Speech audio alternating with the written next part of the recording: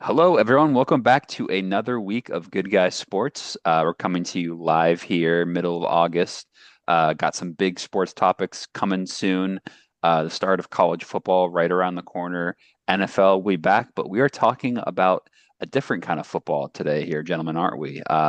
As you can see by my Zoom background, got my sweatshirt on, Uncle Mike as well, repping the Premier League 2025-26 preview where I will be going through it's become an annual tradition here on Good Guy Sports, hasn't it? I'll be going through my Premier League predictions, 20 through 1, so who I think will be the champions, qualify for Europe, etc. And I'll go through some of my teams that I think will be classified as underachievers, overachievers in the season, and kind of give a few general thoughts, and everyone else here as well is encouraged to give some general Premier League thoughts if they have any. So, you excited to get the Premier League back underway, Jack? I know it's a different kind of football, but this weekend Right.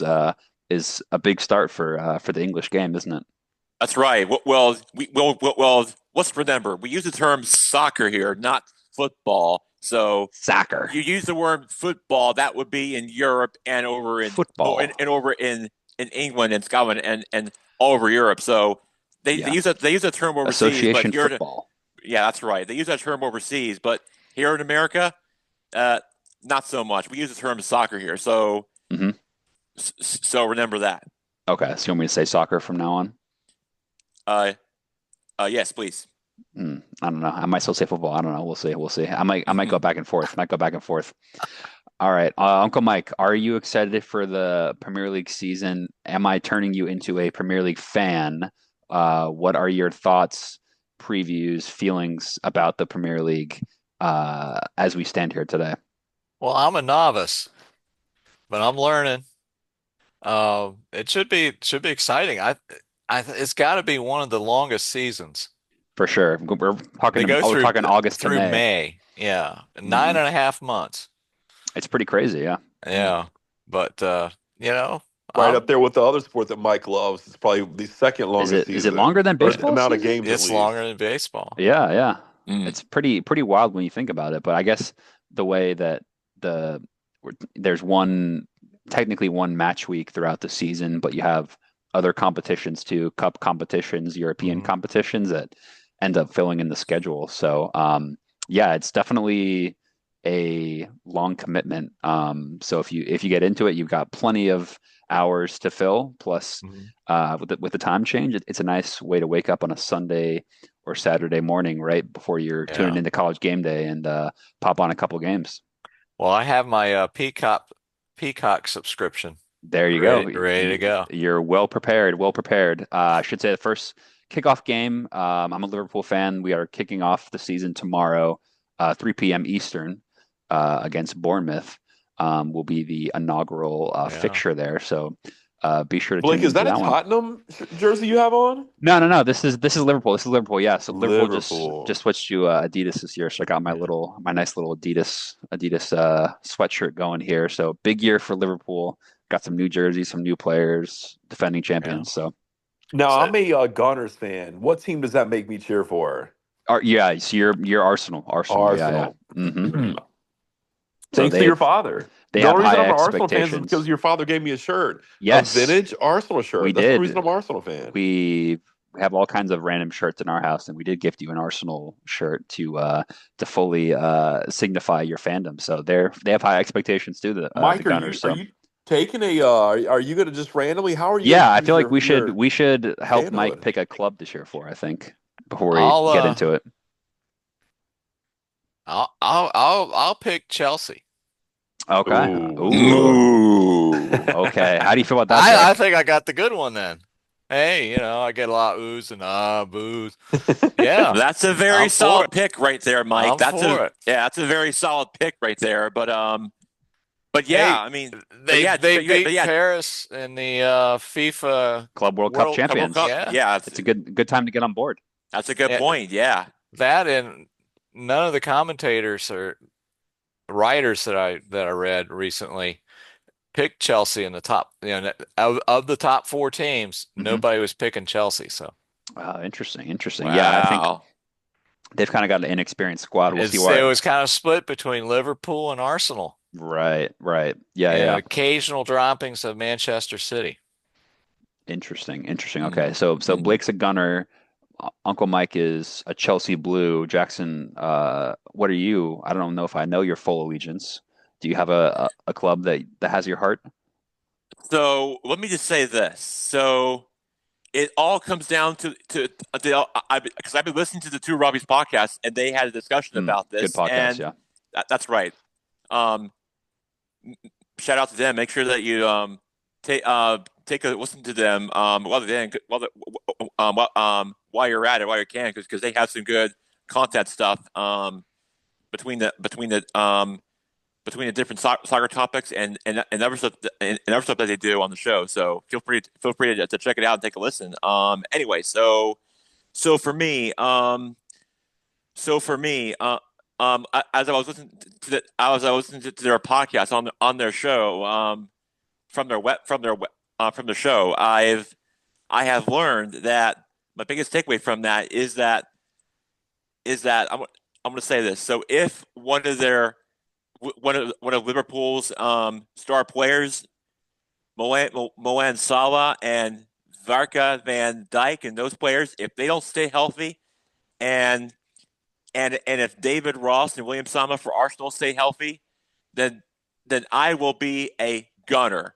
However, if if Liverpool players do stay healthy, whether it's Salah or Van Dijk, Hmm. then I will become a Liverpool supporter. Okay. So that's really how it's all So going to you're go rooting for down. whoever wins, basically. Yes, Okay, yes. okay, fair enough. That's a good strategy, good strategy. But so you think overall it's a two-horse race. Liverpool Arsenal will be battling out come May. Is that what you're saying? I think so. Yes. Yeah, I I mean, I, I think it's going to come down to who who is going to have the most points at the during the halfway or the end of the season mhm.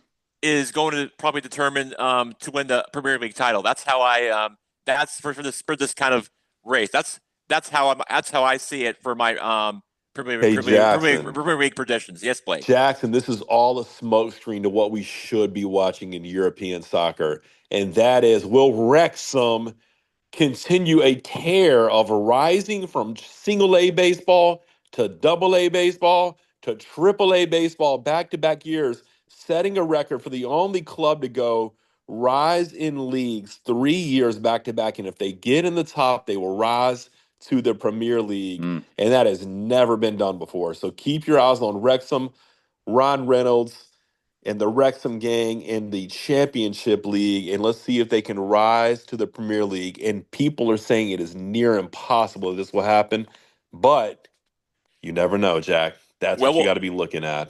The we'll see what. oldest soccer stadium in the entire world in Wales. Race course ground, yeah. That's right. Well, we'll see what happens, won't we?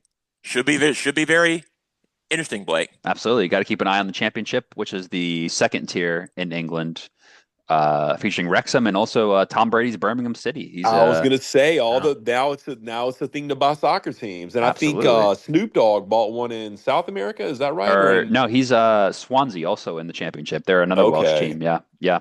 So isn't LeBron James a minority owner of Liverpool? He is. Yes, he is. He's got Wow. some minority ownership in the Reds as well. Yeah. So there's all kinds of American investment going on in England, And then one English of the soccer. actresses just bought or is I think purchased one of the MX, the Mexican Yeah, I think the uh same. Yeah, I think one of the same Wrexham group bought a Mexican team as well. Yeah. uh-huh.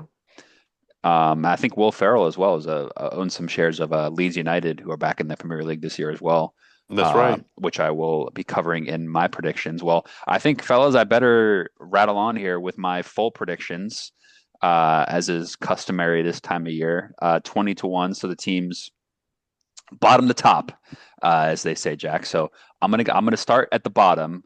Blake, So real quick, how many yep. teams are in Premier? So yeah, so we have 20 teams. Okay. So every year the bottom three in the Premier League get relegated to the championship, which is where Wrexham and Birmingham City are right now, and three teams from that league get promoted. So The teams that all predict to finish 2019 and 18th, if they finish in those positions, Ooh. they'll be relegated and play in the second tier next year. Three teams from the other second tier will be promoted for the following year to play in the Premier League. So, And um, two of the way it works is the two highest finishers, and then the one that wins the tournament, or the three that correct. rise. Yeah. So Okay. in the second tier, the championship, the teams that finish top two in the league get automatically promoted, and then in the positions third, fourth, fifth, and sixth all go into a playoff to get the last Oh. promotion place for the Okay. Premier League. Yeah.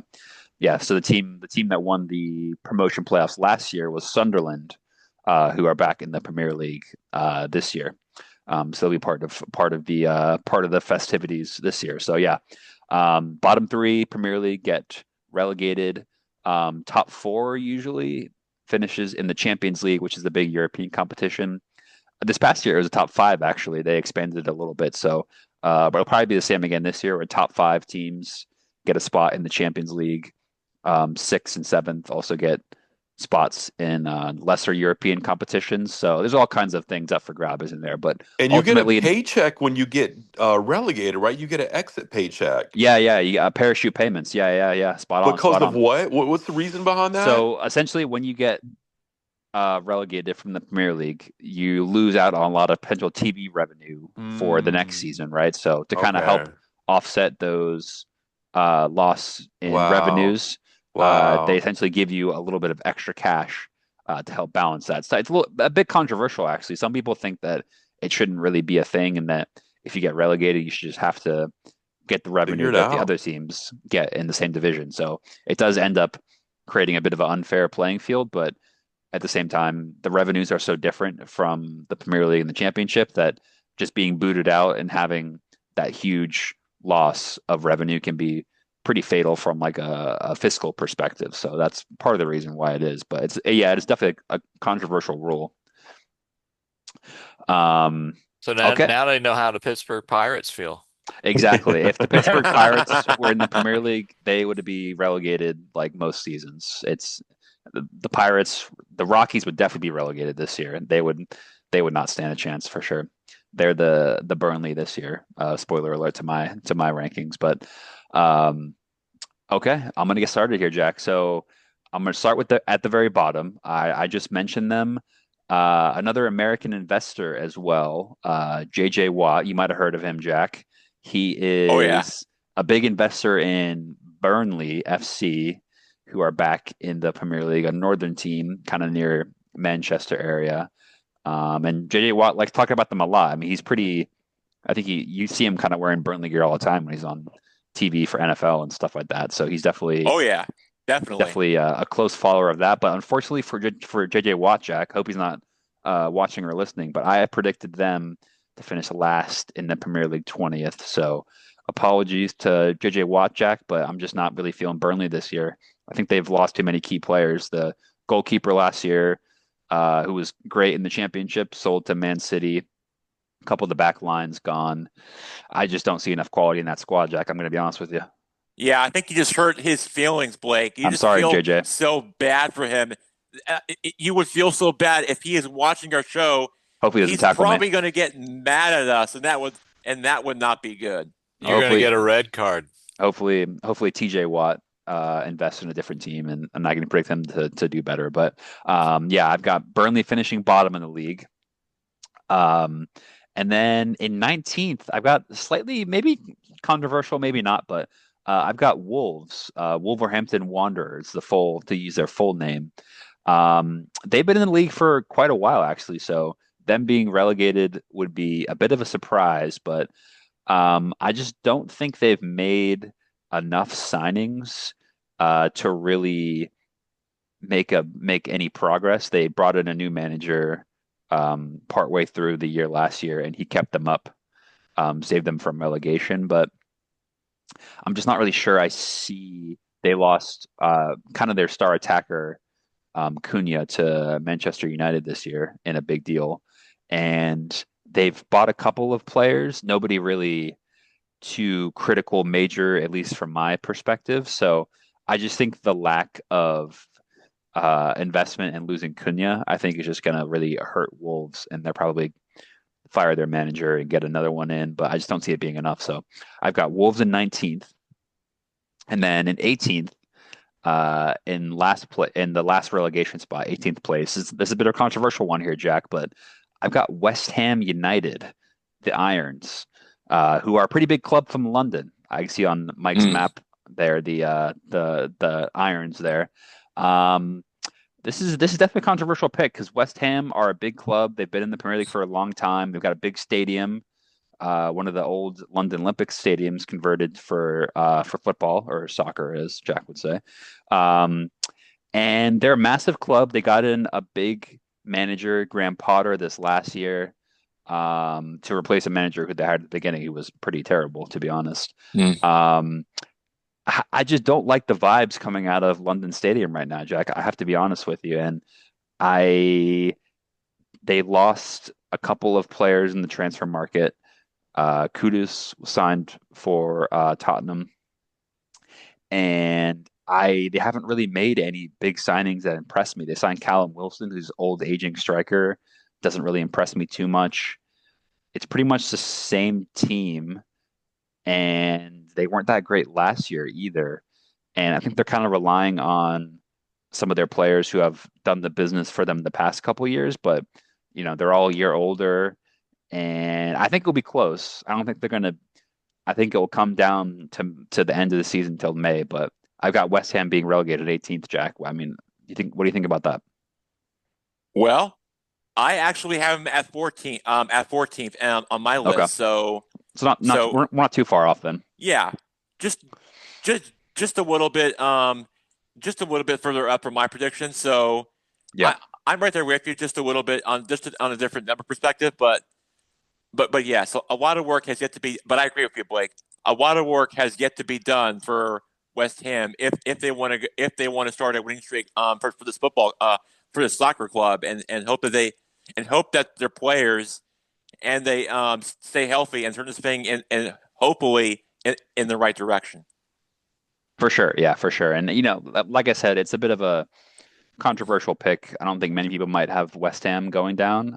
Some people might because of the bad vibes coming out of that club right now, in Right. a lot of respects. But yeah, I've got them in 18th, and so in 17th place, one of the newly promoted teams I mentioned earlier, I've got Sunderland, just narrowly avoiding out on that last relegation spot in my predictions.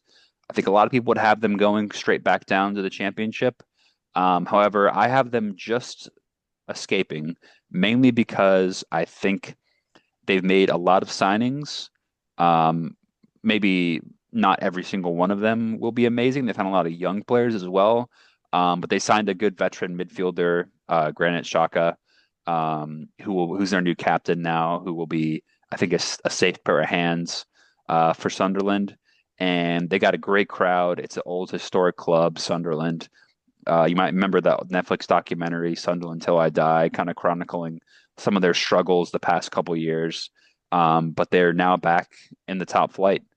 And I think it's going to be tight, but I think they've got just enough support, momentum, quality players to keep that progress going. So I've got them just narrowly surviving. It might even come down to the last day. It's going to be tight, I think, but I've got Sunderland in 17th. And then in 16th, I've got the other newly promoted team, Leeds United. Leeds, a big team as well. I mentioned Will Ferrell invested in them. They're owned by the 49ers Enterprises, actually. So a little NFL connection for you there. Or they're part owned by the 49ers Enterprises, and they're part owned by Red Bull as well, actually. So they've got some decent investment in them right And now. That's and the Who have a great album, Live at Leeds. One of the best absolutely, live rock and roll albums out there. absolutely, So absolutely. Absolutely, absolutely. So if that's The any who, Mike? reason, the Who. Oh, okay. who? Yeah. Okay. So if that's any reason for a team to stay up, then I don't know what is. But um, I don't know. I just kind of like the vibes of Lee. I think I kind of have a soft spot for Leeds. They're an old historic team. They used to be really good in the 70s. They won a title in the 90s too. They've kind of been there and thereabouts for a while. They've got a similar to Sunderland, they've got a big fan base, kind of a sleeping giant, they call it, a big team that has been struggling, waiting for success. So I think Sunderland 17th, 16th leads might be optimistic fan in me wanting those clubs to avoid relegation, but that's what I've gone for in my predictions there. Then in 15th, I've got Brentford, who are have been in the league for a little bit, smaller club from London, really well-run club, kind of relies on data, good recruitment. However, they have lost their manager, Thomas Frank, who is now the manager of Tottenham Hotspur, for those who weren't aware. So he took a big leap to a bigger club in London. So I do think they will struggle a little bit because of that, but I think they're just a well-run club in terms of leadership, structure, management, recruitment, all of that. So I think they'll have enough of that same structure to avoid relegation, but I don't think they'll be great. And they lost as we record here today, they've lost one of their star attackers in Buemo, also to Manchester United on a big deal. So I think they'll miss him and his goal contributions for sure. So 15th for Brentford. 14th, I have predicted Bournemouth, who are Liverpool's opponents tomorrow in the opening game. Bournemouth, similar to Brentford, kind of a smaller South Coast team. I think they have similarly a good management recruitment structure. They've got a really great Spanish manager, but I think they have lost a couple of key players. Liverpool signed their left back, Kirkez, and one of their young star center backs went to Real Madrid. Actually, Bournemouth to Real Madrid, pretty big leap there. So they've lost a couple of key pieces in that defense, and I'm not entirely convinced that they've replaced them fully. So I think they'll struggle a little bit. Again, not enough to get relegated, but I think 14th is pretty generous. So mid-table finish for Bournemouth, fair enough. 13th, I've got Fulham, another London club. Kind of a similar story with Bournemouth. I think they have a good manager, Marco Silva. Pretty consistent team. They haven't really lost anybody. They haven't really gained, or they haven't really signed anybody massive either. So Fulham are kind of just one of those teams that finishes, 12th, 13th, 14th, 15th every year. So I've got them 13th. I think it'll just be a consistent, solid year for the Cottagers. Then in 12th, I have Everton, the Blues, the blue half of Liverpool, as they call it. I think it will be a solid year for Everton. They just recently signed on loan Jack Grealish from Man City, kind of a tricky winger, English player who's been struggling the last year at Man City for game time. So he's gone to Everton on a 1-year loan to try to refine some form. So I think that'll be exciting. I think we'll have some big moments for Everton. They're at a new stadium this year, right, Jack? Similar. We've seen a lot of new stadiums in the U.S., but Everton have a new state of the art soccer stadium out there in Liverpool. So one to keep an eye on there. That's right, Blake. That's right. So that'll be something worth checking out for Everton from Everton perspective. But apart from that, I think it'll be pretty standard mid-table finish for Everton. They'll score some goals. They'll probably lose a couple games bad. But I think David Moyes has got a pretty consistent team there in Everton. So I think 12th is fair enough. 11th, I've got Crystal Palace. So the team that just won the FA Cup and also just beat Liverpool in the Community Shield, kind of a trophy, kind of non-trophy. Its importance depends on who you ask, but they will be playing in European competition actually this year. The kind of the third European. They were supposed to be in the second. They got knocked down to the third for some legal reasons. Kind of a long story, but they'll be playing a couple of European games. I think that will distract them enough from the league campaign to knock their finish a little bit, but it'll depend on a couple of their players. Mark Gahey's linked to Liverpool, actually, a center back. Eze, one of their star attackers, may or may not leave. So my prediction might change if they lose some players from now until the end of the window, which is the end of August. But as of right now, I think 11th is a fair finish for Palace. 10th, I have Nottingham Forest. I think Forest also playing in Europe. They'll be in the Europa League, which is the second tier European competition behind the Champions League. They had a pretty good year last year. They started out really strong. They kind of tailed off a little bit towards the end of the year. Could have qualified for the Champions League. Ended up just getting the Europa League. Still a solid season for them. I think they lost a couple players. Alanga went to Newcastle. They just signed a player from Man City as well. I think McAtee, kind of a young attacking player. So I think Forest will be solid, but I think them being in Europe might mean they might get knocked down a little bit. So I got them in 10th in my predictions. Ninth place, I've got Brighton. Brighton, traditionally similar to Brentford and Bournemouth, kind of a smaller South Coast side. Really great recruitment, relies on great data in terms of their transfers. They've been great about buying young players, developing them, selling them to big clubs. João Pedro was an example from this window, being sold to Uncle Mike's Chelsea for a big fee. It seems like Chelsea just buy all the best Brighton players is kind of been their strategy for the past couple of years. You Um, can't beat stockpiling.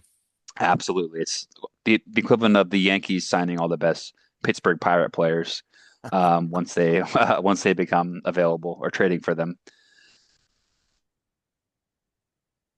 Um, so I think ultimately Brighton, I've kind of always been in that seventh through 10th range for the most part.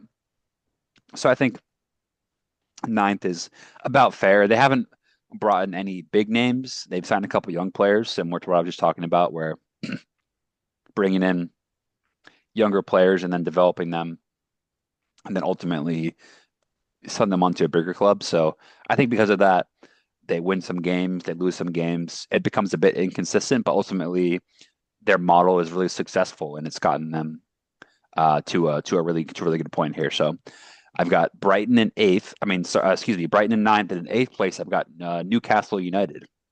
A bit of an interesting case here with Newcastle. They finished fifth last year, which qualified them for the Champions League.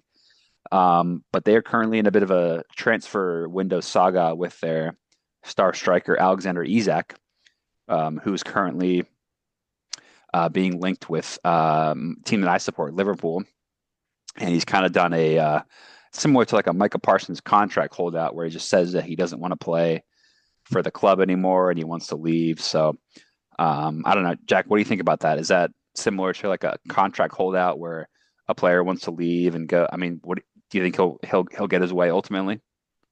I'm sure they'll sort of figure out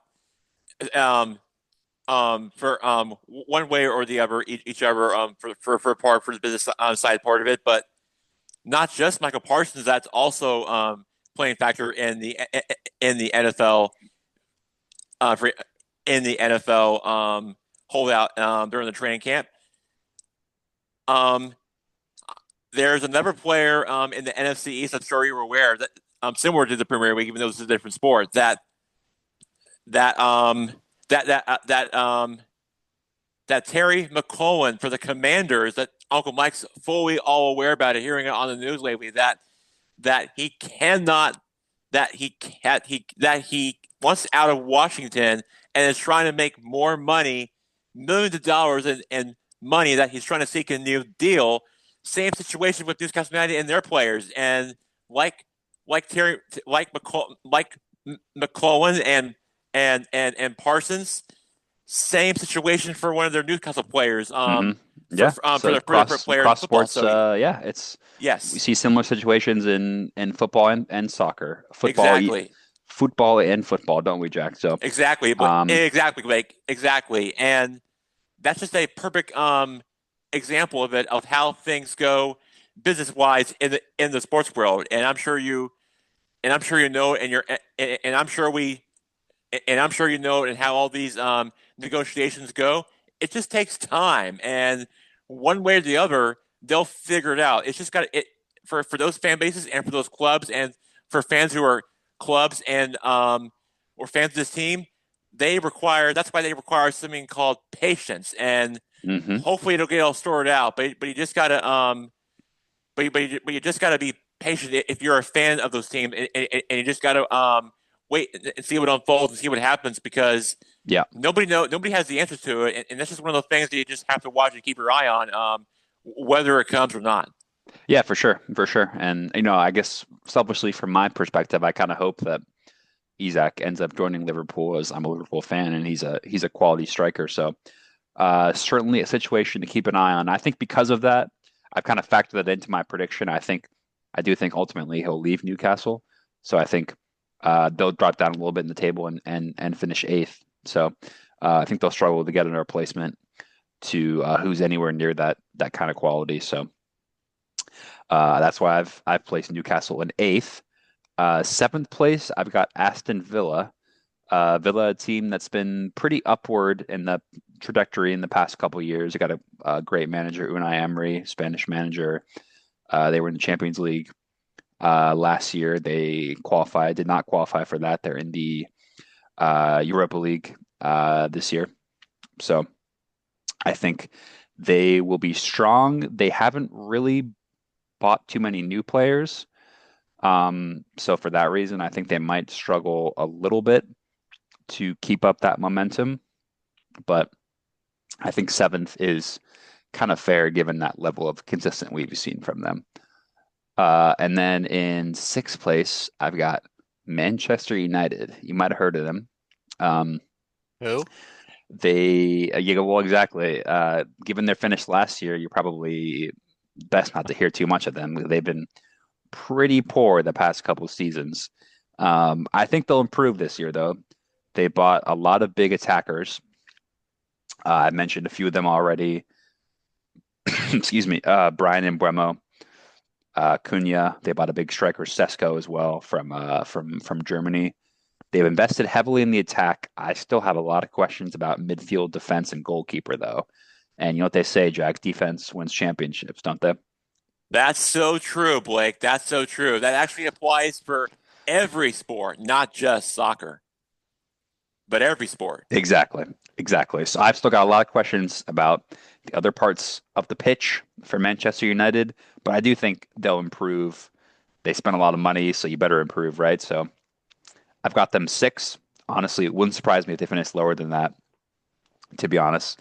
They're one of the rivals of Liverpool, so trust me, I'm no supporter of Man United. So if they finish lower than six, I will not be disappointed that my predictions are wrong. In fifth place, I've got Tottenham Hotspur. As I mentioned earlier, they have a new manager from Brentford, Thomas Frank, Danish manager. I think he's a quality manager. They're coming off of a Europa League victory last year, meaning they're qualified for the Champions League because of that. So they'll be playing in European football this year. Would you Couple, say they're the biggest climber since last year? I think so. Yeah, I mean, I think I almost had them as my overachiever this year. And I think they kind of are. Technically, I think they kind of would be into that overachiever category for my predictions, given they won the Europa League last year. But to your point, Mike, they had a really poor finish in the league last year. I think they finished 17th in the league, which is kind of crazy to think about for a club that is as big or claims to be as big as Tottenham Hotspur. So I think change in management, new transfers, I think it will be a positive year for Tottenham. So I might even have them a little bit higher than other people would in fifth, but I rate the manager. I think Thomas Frank is a good manager, and I think he'll kind of get that club going in the right direction. So that's why I have them fifth. All right, now to my top four. I know everyone's been waiting with bated breath. Number four, I've got Mike's Blues, aka Chelsea Football Club, in fourth place. If you follow the transfer market and strategy of Chelsea, it's pretty wild in terms of the number of players they bring in, the number of players they ship out. They're kind of operating on this rolling basis. I don't even know who the American sports equivalent is, but they have an American chairman, owner, whatever you want to call him, Todd Bowley, also involved with the LA Dodgers, isn't he? So he's kind of taken in that wheeler dealer transaction approach to Chelsea. So they're always active in the transfer market. They've got a lot of new players, as I mentioned, João Pedro from Chelsea, Liam Delap, a young English striker they brought in as well. Um, they brought in a couple new wingers. Bino Gittins, young winger from Dortmund in Germany. Um, and they're probably going to bring in more players before the window closes as well. So I think it's still a bit of a work in progress, but like Mike mentioned earlier before we started recording, Chelsea reigning Club World Cup champions, right? So they put in some good performances late into the year, into the summer with the Club World Cup. So they've shown some squad cohesion. And to be honest, given the amount of money they've spent, I'm not surprised they're starting to show signs of progress. They've invested a lot into the squad, top young talent, Cole Palmer pulling the strings from attacking midfield. I still have some questions about kind of who that ultimate goal scorer will be. They still have Nicholas Jackson on the books, João Pedro, kind of a striker, kind of a attacking player on the side too as well. So, and then I think the goalkeeper could be upgraded as well a little bit. So that stops me from having them anywhere higher than fourth, but I think they've got a lot of attacking talent. So I think fourth is fair enough. Mike, are you happy? Is that a fair prediction, you think? I'll go with you.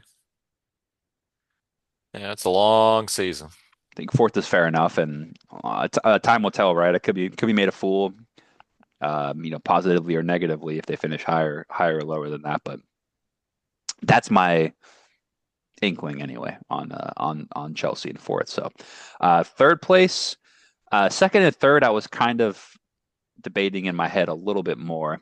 I've ended up going with Manchester City in third, interestingly enough. So I think Man City have they had a pretty poor season for their own standards last year, which, to be honest, for most teams wasn't really a poor season. They finished third last year, and they made the FA Cup final. They lost the final to Palace. But from their own standards, they're used to winning leagues, right? This is a team that under Pep Guardiola has won league after league. And so last year was disappointing for them. They look to bounce back. However, I think it's still a bit of a work in progress. They still have Erling Haaland, an absolute killer in front of goal.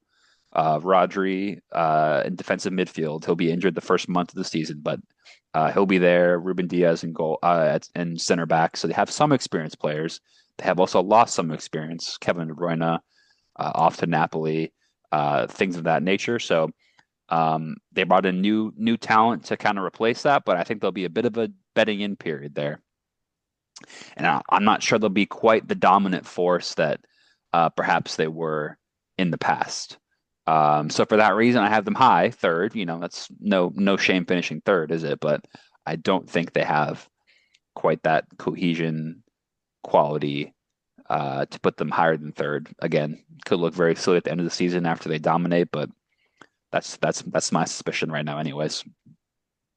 And then second place, I have BL Lineberger's Gunners. Unfortunately, I could not put them in first. I had to stick them in second. Arsenal have a bit of a habit of finishing second, don't they? And I think that trend will continue. I think they've signed some good players. Victor Gyökeres, big Swedish striker, they brought in to kind of put the ball in the back of the net. They struggled last year with finding that killer edge in front of goal. Gyökeres was a solution. They signed a good midfielder, Zubamendi, Spanish midfielder.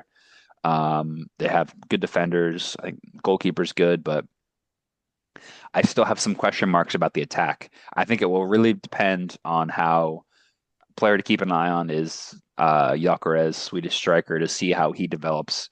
Because I do think their season will depend on whether or not they're able to get over the line in some of these tight games, get that get that finishing edge, get that last minute goal.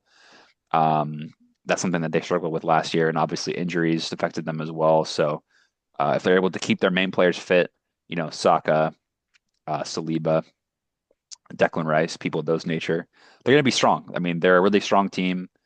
I just have them narrowly missing out. And of course, that means number one, you guessed it, my Zoom background, my little sweatshirt here. I've got the Reds, aka Liverpool Football Club, finishing first. Surprise, surprise, Jack. I know, but Uh, Defending champions, it's hard to go back to back, but I think Liverpool have done a brilliant job of investing from a position of strength, aka they won the league last year. They didn't rest on their laurels. They went into the market. They bought young attacking midfielder Florian Wirtz, probably the most exciting attacking talent in Europe to complement the pieces they already have, bringing back Mohamed Salah and Van Dijk, who Jack mentioned earlier. Bring back those veteran pieces and add in some young attacking talent, Florian Wirtz, young French striker Ekitike as well through the door, to a new left back, a new right back, and possibly as well the player I mentioned from Newcastle, Alexander Isak, could be on the move, could not. We'll see. We'll see. That's still up in the air as we record here today. But I think given the pieces they brought back from last year's title winning team and the new pieces that we have brought in as well in the market, plus manager Arne Slot he did a brilliant job last year. I expect him to innovate tactically as well this year. And I think we're in for a really exciting year at Anfield. So I've got Liverpool retaining the title, back-to-back champs. Jack, what do you make of that? Well, that's a bit crazy, but every year is different. So, I mean, it's not like I'm gonna count out your club or anything, but yeah, yeah, you guys are the defending champion for the for Liverpool Football Club, but it's a new season. Anything can happen, and there's going to be some there's going to be some changes on the leaderboard from the Premier League season. It could be it could be Liverpool, but it could be Arsenal. Maybe Man City could be in the mix. Who knows? I think Arsenal, like I said, if Liverpool, one of the players goes down in injury, let's say, then I say if they're not healthy, then I say if Arsenal players step it up and take over, then they could be then then then they could be the team that could take over the leaderboard. For possibly for to win it all for their for the Premier League title. So really, it's going to come down to injuries and how healthy they stay, and for how much juice or efficiency or field efficiency they have left on their bodies for throughout the year. It's going to be a long season for the new season. Lots to unpack and unfold for what's in store as the season kicks off out in Anfield tomorrow. But yeah, lots to be looking forward to. But like I said earlier, if Liverpool wins, it could be then that could be if their play then that could be for their star players to stay healthy. But if Arsenal wins, then that could mean their players will more than likely stay healthy. More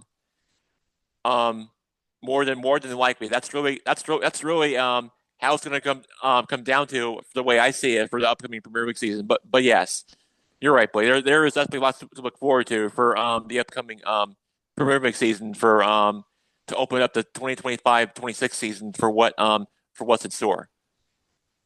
So Blake, you don't think that Liverpool will miss Alexander Arnold? I definitely do think they will miss him, Mike. That's a good point. I did not mention some of the key departures from Liverpool. Alexander Arnold probably being top of that list in terms of right backs. You're not really going to find a more creative player from right back, Yeah, i.e., so he went to Real Madrid. he did. Yeah, big move, controversial move as he was a local player. So is Real Madrid gonna make a move in the European League? I mean, they're always a top contender for Champions League title, aren't they? And I mean, Real Madrid is probably the biggest club in the world, so I think Alexander They've Arnold picked wanted off to a couple guys out of the absolutely, Premier League. absolutely, yeah. That's kind of their strategy is to kind of pick and choose these players to leave on a free contract. So Alexander Arnold definitely didn't make too many friends on the way out of leaving Liverpool, but he wanted to play for Real Madrid, one of his dreams. So you have to respect that. But um, I think him as a player, as a right back defender, really great going forward, putting balls into the box. But however, he did struggle defensively as well. So I think possibly Liverpool would miss his creativity, but would perhaps gain a little bit in some of the defensive aspect from the right back position. So new signing Frimpong from Leverkusen in Germany as a right back position. Well, he's definitely an attacking right back as well. Relies on his pace, and then as well Connor Bradley, another youth player, Northern Irish player at the right back position. So those two players will look to pick up the slack given Trent's absence. And then as well, two attackers leaving Liverpool. Luis Diaz sold to Bayern Munich in Germany, and Darwin Nunez sold out to Saudi Arabia for a big fee as well. So um, that's why I think Liverpool will be looking to bring in one more attacking player to pick up the slack of those two departures. But apart from that, I think they've recruited pretty well. But I do think there's more to come in terms of possibly an extra defender and possibly an extra attacker to fill out that squad before the end of the season. But no, it's a good call out. I think definitely a player as creative as Alexander Arnold is going to be missed for sure. But I think they've done a good job of replacing him. Would be my hope anyway for the upcoming season. Before we move on, Blake, we do want to send our thoughts and prayers to Liverpool star player Diogo Jota, who's a Yes. Portuguese soccer player who passed away in a car accident on July 28th. He was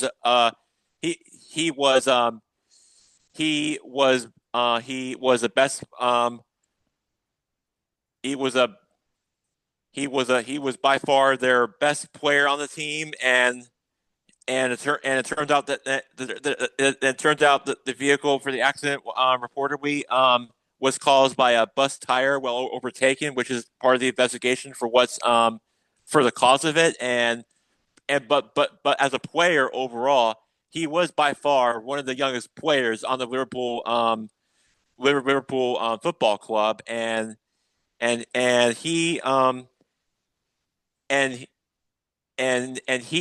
passed away at a way too young, um, er, er, early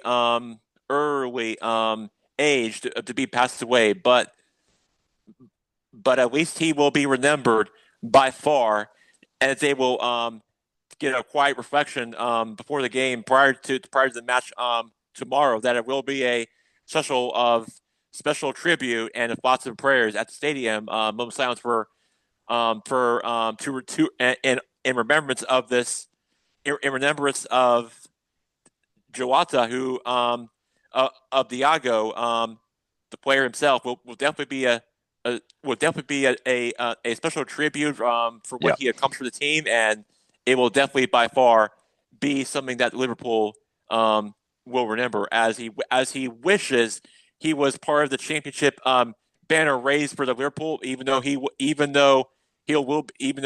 be up in heaven in spirits, which he'll still be He'll part be of the there in team spirit, won't regardless. he? Sure will, Blake, and that's something that I want to share our thoughts and prayers on and take away from, and that's just But his wife took him way too soon, and I know that his thoughts and prayers will be looking upon us in heaven, Blake. Absolutely, absolutely. Yeah, good call, Jack, for sure. And definitely will be an emotional moment as well, honoring him tomorrow at Anfield. And like you said, a life taken far too soon. So definitely thoughts and prayers regarding Diogo Jota and that situation. So definitely will be an emotional storyline throughout the season for Liverpool. And hopefully one that inspires and provides a lot of extra motivation and inspiration for the players for sure. So well said, Jack. So Thank you, Blake. any more Premier League thoughts from anybody before we jump to any other topics? Any other last minute thoughts? Well, I think we covered it all. But I think so. Yeah, all I can say is that it's going to be a great Premier League season with the races of the I boot agree. race and I agree. the star players and who would be up for grabs and for the most points, and pretty much for anybody, from any player, any team, any club. That's really up for grabs for who's going to win it all. From whether it's from different soccer clubs or European clubs for any awards or the boots or for any other player awards. Lots to look forward to for the Premier season unfolds, and I can't wait for it soon enough. Like you, Blake. After what would be Crystal Palace, that same team they just mentioned, won it on the last day of last of last day of last season Premier League season back in May. So, but yes, it's a new year, a new season, lots to look forward to, and I know I'm going to watch it with you, Blake, and I can't wait. So that should be something exciting that I'm looking forward to for sure. So real quick before we jump into your other topic, Yep. before pass it over to Blake Gerke here on BL Weinberger. So BL Weinberger, you were just down in Orlando, and I want to get your thoughts on the latest on the Orlando Dreamer Stadium. Here's my thoughts on it before you jump in. I think I think if you build it there, then in my opinion, it is going to cause too much congestion.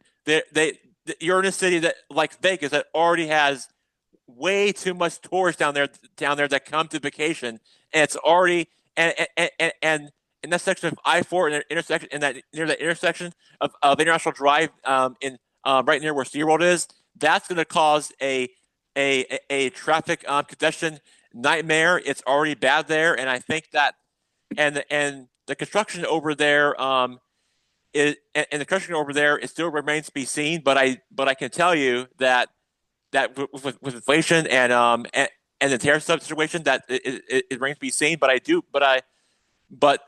the construction projects of when it's going to start remains up in the air and unknown at this point. But I can tell you. Let me ask you this, Jack. Hold up, Blake. But well, yeah, go ahead, Blake. Before I jump in here, is that I can tell you that from the Ray Stadium currently from their sites that from what I can understand from what I can understand that there are no plans of leaving the Tampa Bay area and so the areas and so if that's the case and the Rays do stay in Tampa, which is more than likely, is that you would be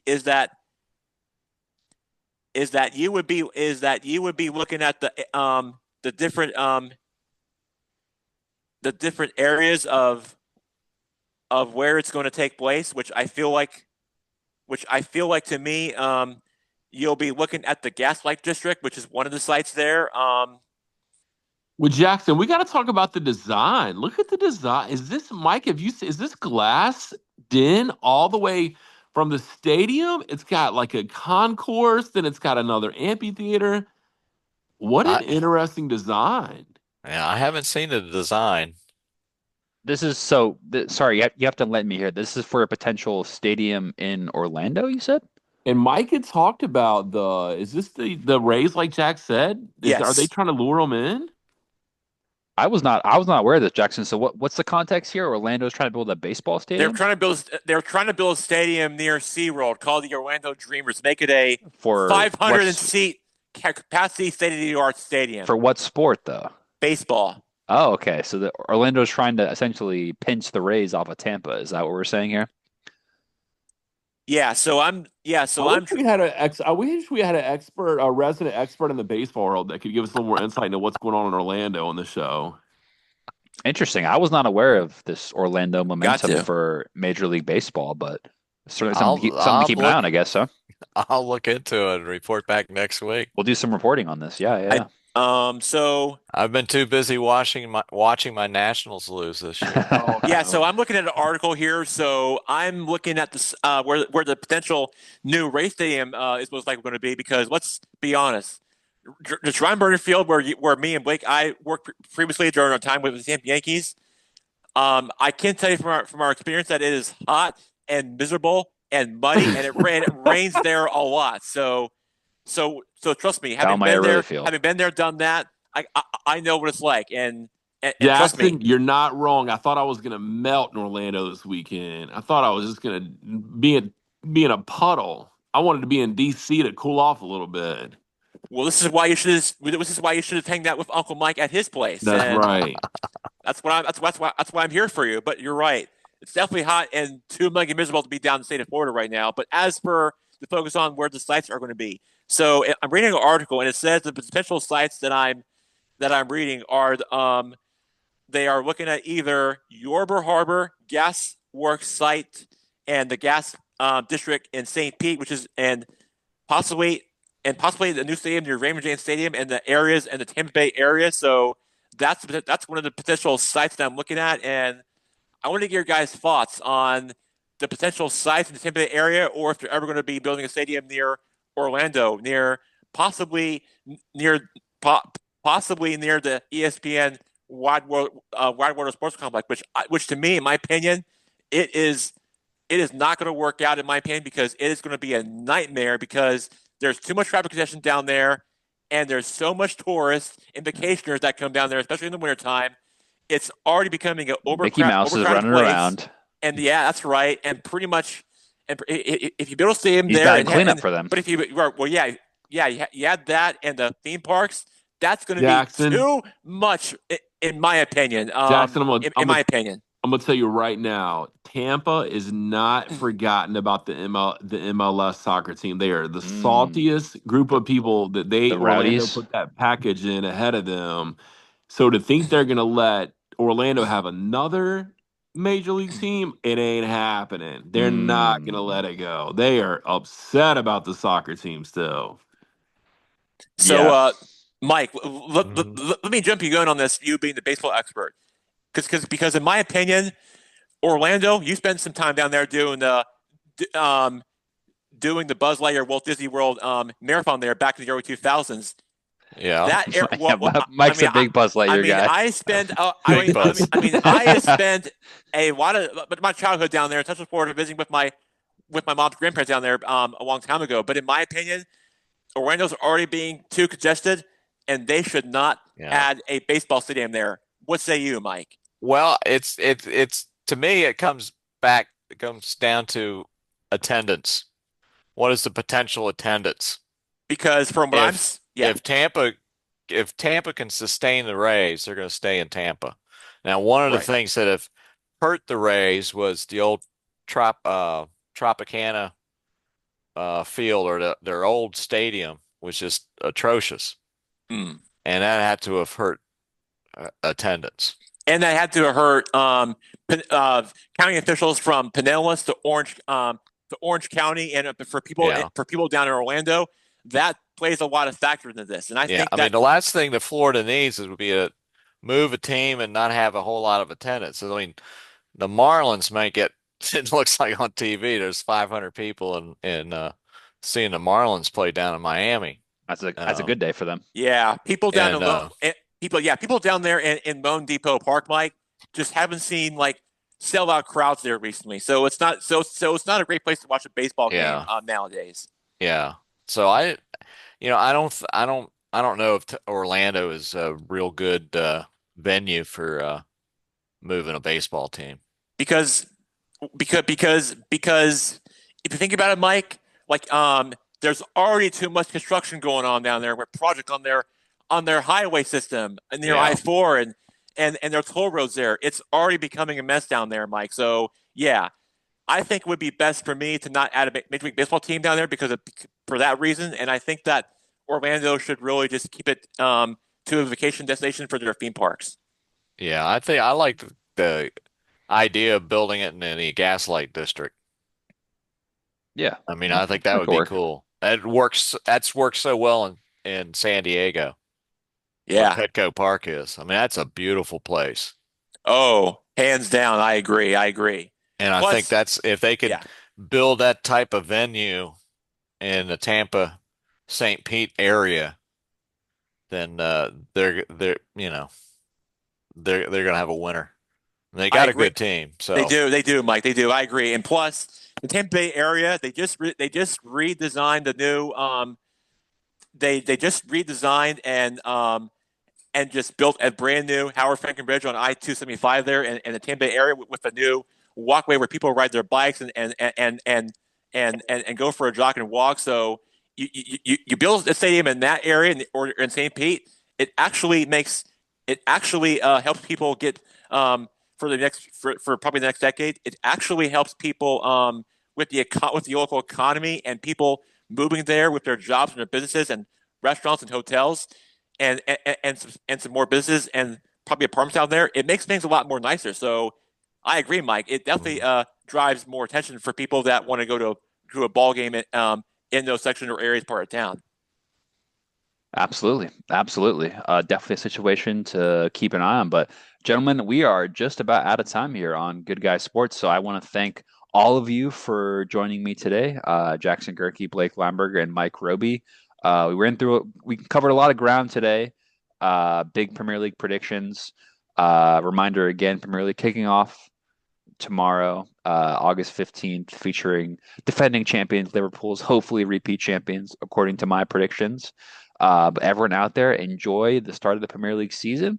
And Good Guys Sports will be back soon, bringing you lots of exciting sports to come. Thanks, guys. Thank you. Go Chelsea. Thank you.